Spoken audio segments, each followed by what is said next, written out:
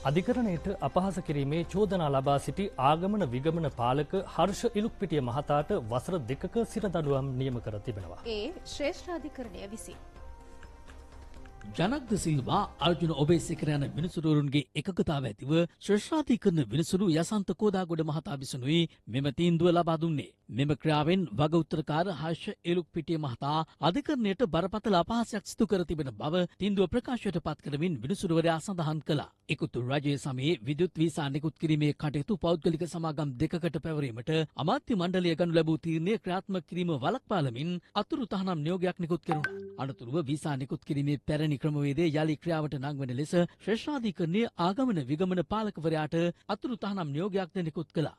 එම අතුරු තහනම් නියෝගය ක්‍රියාත්මක කිරීම පැහැර හැරීමෙන් අධිකරණයට අපහාස කළේ යැයි ආගමන විගමන පාලක හර්ෂ එලුක්පිටිය මහතාට චෝදනා එල්ල වී තිබුණා.